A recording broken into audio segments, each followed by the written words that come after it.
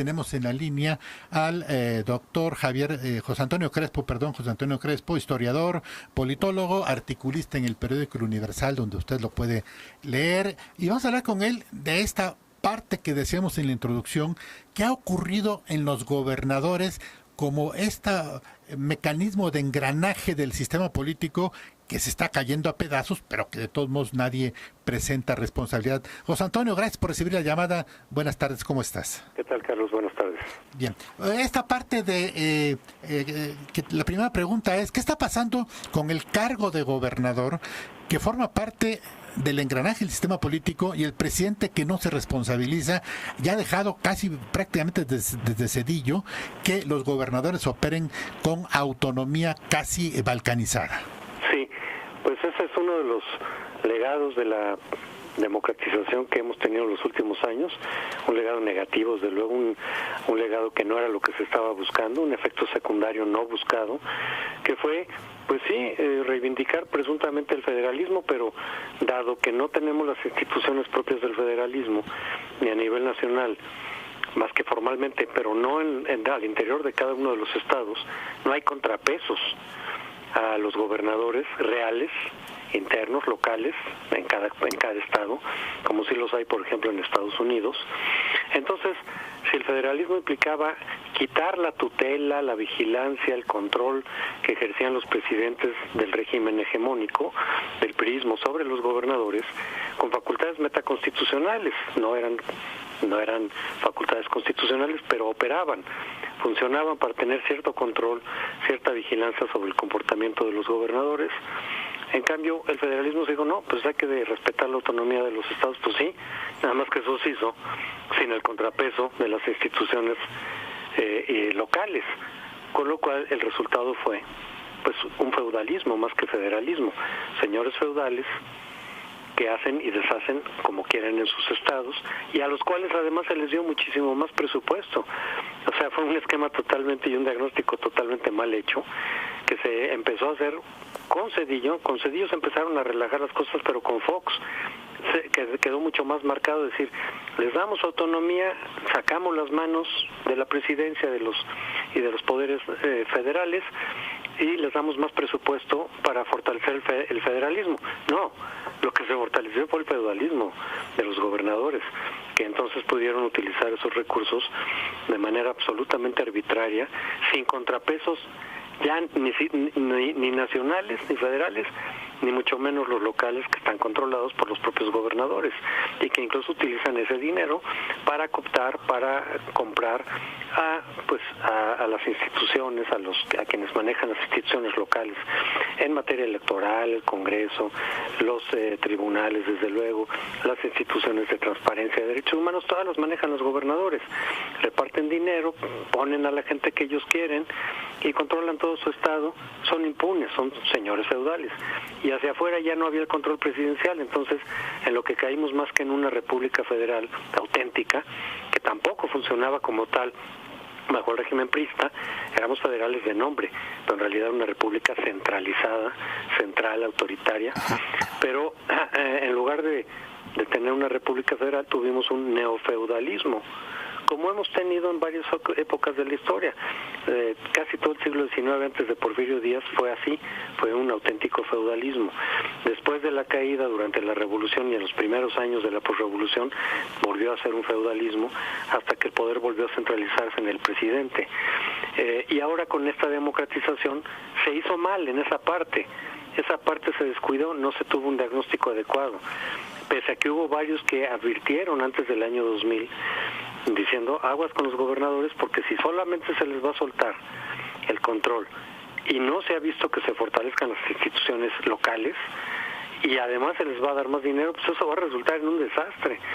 Ahora, en concreto, ya en este sexenio, pues desde luego que los gobernadores que se sintieron protegidos por Peña Nieto, presuntamente por haberle ayudado a su campaña presidencial, que sería, pues que es muy probable que haya ocurrido así, pues se sintieron con toda la impunidad de decir, mira, pues ya ayudamos a que Peña Nieto llegara a la presidencia, ya le metimos dinero público de sus respectivos estados a la campaña priista por la presidencia, y ahora pues tenemos manos libres para arrasar con los recursos del Estado, y eso es lo que hicieron pues en varios de estos estados gobernados por el PRI.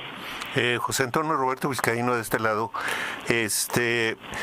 por ahí leía yo hoy en la mañana una nota informativa donde se calificaba a estos gobernadores como gobernadores glotones, que no se conforman con quedarse con los presupuestos locales, los presupuestos federales, sino que también ahora se asocian con el crimen organizado. O sea, es el peor de los mundos el que estamos viviendo, ¿no? Absolutamente, pero eso se refleja justamente por la impunidad. Es que fue paradójico. La democracia lo que busca es terminar con la impunidad, fortalecer la rendición de cuentas, el castigo a los abusos de poder. Esa es la esencia de la democracia. Un régimen, así está configurado como sea, si no logra eso, no es un régimen democrático, o es, en el mejor de los casos, una democracia totalmente ineficaz, totalmente cosmética. Lo que se buscó era rendición de cuentas, era el fin de la impunidad, y en lo que se tradujo esto fue en darle más impunidad a los gobernadores, más de las que hubieran podido tener bajo el régimen priista, porque los presidentes, mal que bien, sí los dejaban corromperse, pues era parte del arreglo, del acuerdo, del funcionamiento del régimen priista, por supuesto. La corrupción no llegó con la democracia. Con la democracia se democratizó la corrupción, se extendió a todos los partidos, pero dándoles además más impunidad a los gobernadores. Entonces, pues sí, ya sabemos que en arcas abiertas, sin límites, con una probabilidad casi inexistente de ser castigado, pues los gobernadores dijeron, bueno, pues ahora sí me sirvo con la cuchara, no la grande, la gigantesca. Con los presupuestos públicos me puedo vincular con el crimen organizado para sacar más dinero, contratos ilícitos, en fin, todo lo que se les ocurra, todo lo que se les ponga enfrente para enriquecerse a manos llenas, sin límite, porque no hay el límite del castigo, no está. Está la impunidad abierta, mayor que la que había bajo el régimen priista en el caso de los gobernadores. Entonces, bueno, pues el resultado fue peor. Salió peor ahora sí que la solución que la enfermedad, con esta democratización mal llevada de estos últimos años. Pregunto, hay un grupo ahora muy persistente en el que está Cuauhtémoc Cárdenas, en fin, Manlio Febe Beltrones, otros que hablan de la necesidad de establecer gobiernos de coalición. ¿Esta sería una alternativa? Pero no resuelve el problema. O sea, eso le puede dar cierta gobernabilidad al gobierno en turno, que por cierto tuvo, porque logró mayoría en la Cámara Baja, no en el Senado. Sí. Bueno, el Senado de todas maneras un buen contrapeso, pero a través precisamente de coaliciones informales lo logró pues tener una mayoría absoluta en la Cámara Baja durante todo el sexenio. Pero eso no resuelve el problema de los gobernadores, para nada. Hay algo que se necesitan en cada estado, son contrapesos, que no es fácil de desarrollar porque los gobernadores apabullan con su poder político, con su poder económico, con la compra, digamos, de lealtades, incluso de partidos de oposición, de distintas instituciones, con el poder de poner a su gente, como ocurría. Son pequeños regímenes como el priista, nada más que a nivel estatal, donde el Ejecutivo prevalece por encima de los demás poderes, no hay contrapesos reales, la oposición es ficticia. Y aquí no importa que gobierne quien gobierne, pueden ser del PAN, del PRD, y el esquema es más o menos el mismo. Claro. Son regímenes de partido autoritario que se imponen sobre los demás poderes, que subordinan a todas las demás instituciones y que por lo tanto operan sin contrapesos. Pero repito, si además se les quitó el contrapeso que ejercía la presidencia, pues quedaron con manos libres para hacer lo que se les pegara la gana. Claro. Hasta ahora, con estas detenciones de Yarrington, de Padres, de Duarte, se pueden establecer algunos precedentes para decir, oigan, no era como ustedes creían. Sí hay un cierto límite, sí puede haber una cierta probabilidad, todavía pequeña, pese a estos precedentes, de que terminen mal.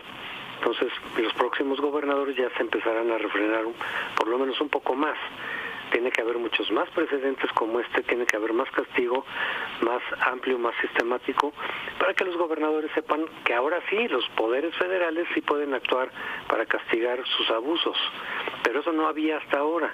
Estas detenciones son recientes, son de estas 2 semanas y la de Padre es un poco más lejana, pero son recientes. Entonces, en su cálculo, los gobernadores decían, pues puedo hacer lo que yo quiera, llevamos años de que los gobernadores hacen lo que quieran, no hay contrapesos internos, no hay el control presidencial. Si además le ayudé al presidente actual, si además tenemos una cierta, pues como complicidad, pues entonces puedo hacer lo que quiera. Ese fue el cálculo de los Duarte, de Borges, no exactamente el de Padres, de Rodrigo Medina, que sigue libre en Nuevo León, de Humberto Moreira, etcétera. Ese fue el cálculo que hicieron, y desde luego estaba basado en la experiencia mexicana de los últimos años, es decir, tenemos absoluta impunidad, la probabilidad de que me castiguen es casi inexistente. Bueno, estas detenciones están cambiando esa probabilidad, por lo menos la probabilidad ahora de castigo ya es un poco mayor que lo que era antes de estas detenciones. Hace falta más, y desde luego también ampliar los castigos a las redes de complicidad de cada uno de estos gobernadores. No puede quedar el castigo solo en el gobernador, porque él no actuaba solo, actuaba con redes de complicidad de sus colaboradores, de otros partidos seguramente, de otros poderes seguramente, de empresarios, y tiene que eso que castigarse para que entonces ya quede claro el disuasivo de la aplicación de la ley, para que en el futuro se la piensen 2 o 3 veces antes de incurrir en lo mismo los próximos gobernadores. Y ahí sí ya empezaríamos a tener un poco más de control, aunque venga el control de arriba, de afuera. Otra vez, no viene el control de adentro, de las propias instituciones estatales. Esas están cooptadas por los gobernadores. Pero si viene el control de las instituciones federales, bueno, pues eso es mejor que nada. Lo ideal sería que viniera el control de adentro, pero eso no existe en México hoy por hoy. Pues será el primer paso, José Antonio, y haces bien en subrayar lo que ha ocurrido. Te agradecemos mucho esta participación, estaremos más en contacto contigo. Muchas gracias. Con mucho gusto, Carlos. Muchas gracias. Ahí está, pues, lo que queda de esa plática con José Antonio Crespo es que los gobernadores solamente entienden como los perros de rancho a periodicazos.